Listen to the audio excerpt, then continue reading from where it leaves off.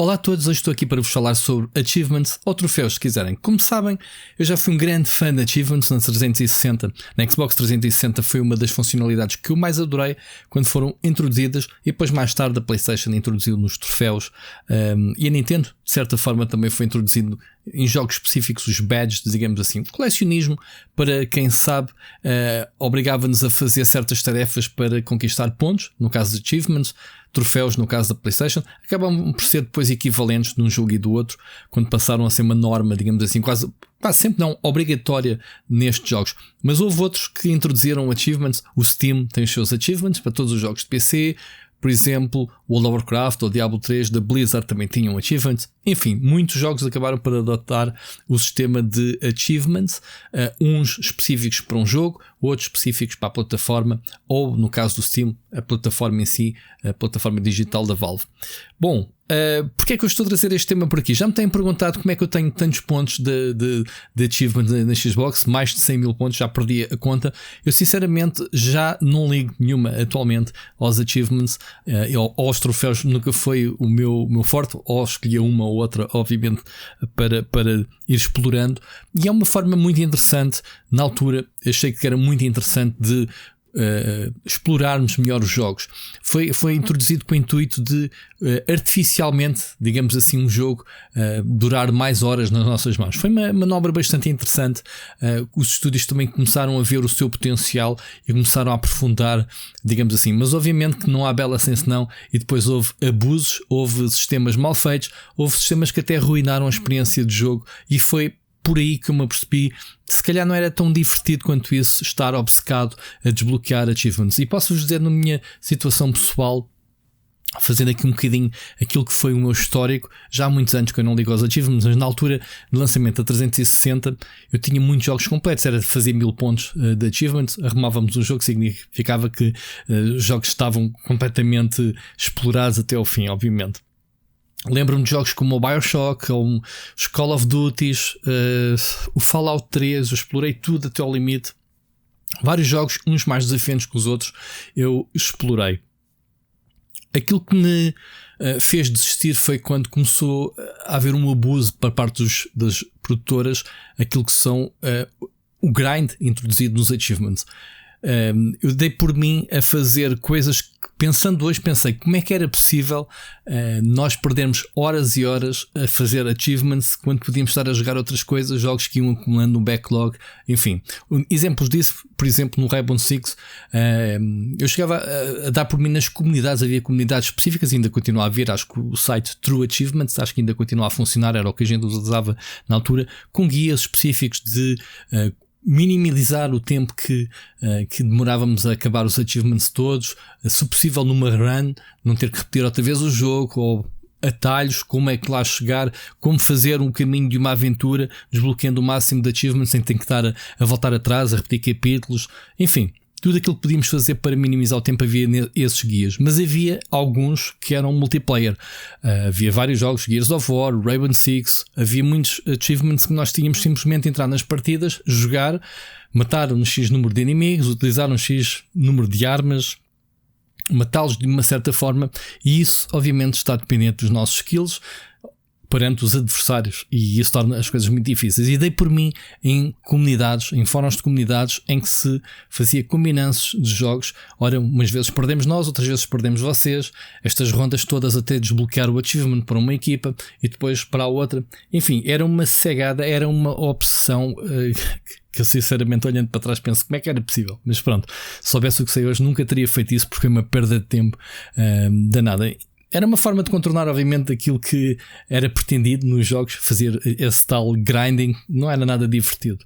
O certo é que dei por mim muitas vezes a pessoal que não cumpria com a sua parte, portanto agarrava o achievement e de repente vimos a sair fora de jogo, tínhamos que andar a arranjar mais pessoas para completar as equipas e fazer isso, para fazer os achievements ao fim. Enfim, havia uma cegada incrível. Não sei se isso ainda acontece hoje em dia.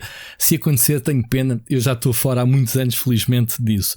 Este assunto até vem de propósito por causa que vi uma entrevista que me despertou esta forma de ver como é que era possível uma entrevista foi uma entrevista dada por um produtor do Rod Ferguson, que é um dos criadores, um que esteve desde a produção do primeiro Gears of War desde o início ao longo da série, depois passou para Halo e outros projetos, e ele diz mesmo, defende que os achievements nos jogos multiplayer é um pesadelo e foram capazes de arruinar o jogo. Exatamente aquilo que eu sentia já quando não estava à procura de achievements nos jogos multiplayer, é que acabamos por perder o foco daquilo que é a essência do multiplayer. Cumprir o objetivo, ajudar a equipa, ganhar, matar os inimigos, e havia muita gente que simplesmente parece barata tonta de um lado para o outro. Eu, sinceramente, eu acho que passei por essa fase de quer lá saber se ganha a partida, se cumpre o objetivo.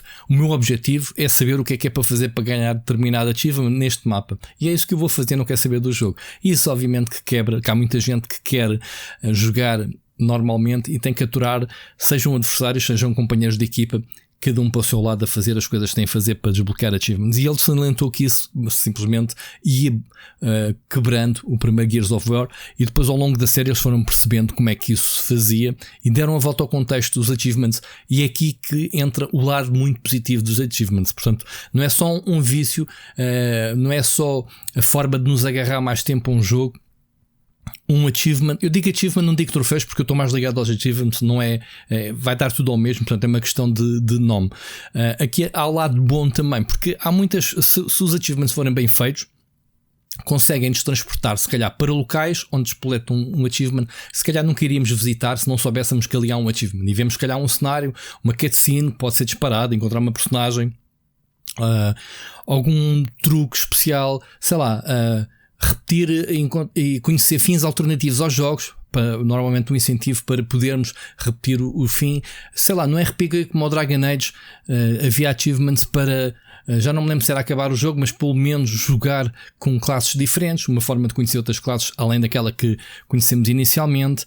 Sei lá, funcionam como breadcrumbs, digamos assim, a funcionalidades e mecânicas do jogo, algumas ações pouco comuns que os produtores tenham feito e que os achievements a gente sabe, tem que fazer isto, deixa lá ver como é que isto se faz para desbloquear esse achievement, e acaba por descobrir uma mecânica gira.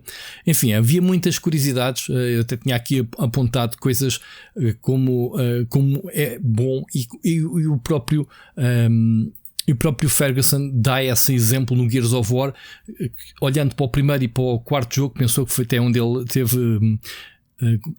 ele teve envolvido, foi exatamente essa evolução de deixar de lado os achievements banais, que é repetir 100 vezes a mesma coisa, 10 vezes a mesma coisa, matar 100 inimigos multiplayer, para fazer outras coisas mais interessantes e descobrir então essas mecânicas. Foi algo que evoluiu durante a série, e acho que é isso que é bastante positivo nos achievements / troféus.